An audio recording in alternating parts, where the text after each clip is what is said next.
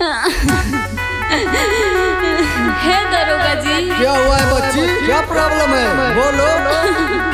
हमार बलमुआ मेला में हेरा गए। कैसे हेरा गए? छोला फुल्की खा रहे तो पता न कहाँ निकूक गए। हेलो हेलो, हमारे जितने भी कॉमेडी वाले भैया हैं सब लोगों से हाथ जोड़ के रिक्वेस्ट है कि इनके पति को खोजने का जल्द से जल्द कष्ट करें। मेला में आइल बाड़ू बोला काहे बाड़ू परेशान में, हमके बतावा बाड़ू को बोही से के करा दे।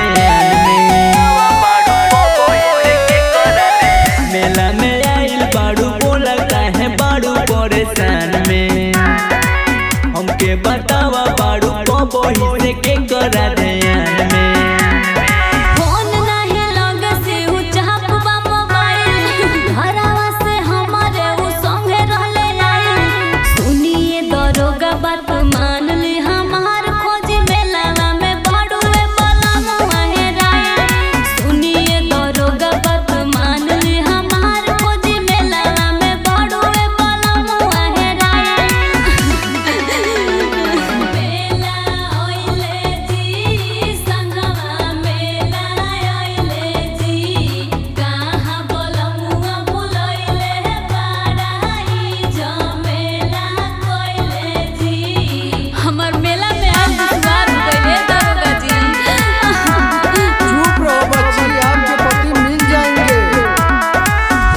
के बतावा तू भेसा बा कैसन, कपूर के हाइट बा कैसन, बहा फैशन काला शर्ट पैंट उनकर वाइट बाटे, हमरा सैया के 5 फुट हाइट बाटे, चश्मा लगा के उमर हेले स्टाइल, सीधा साधा हवे ना भाड़े पागलाई।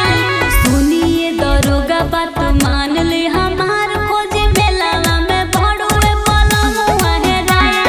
सुनिए दरोगा बात मान ले हमार खोज मेला में बड़ुए बलमुआ हेराए। जल्दी खोज ना ए दरोगा जी। टेंशन ना लो, अनाउंसमेंट हुआ है, आपके पति मिल जाएंगे। नाम बतावा कोदिएला जाई आवाज माई के पूरा टाउन। लकी बेदर्द सैया के नमवा बाजी, बड़ी खोजनी मेला में लखन जमा बाजी।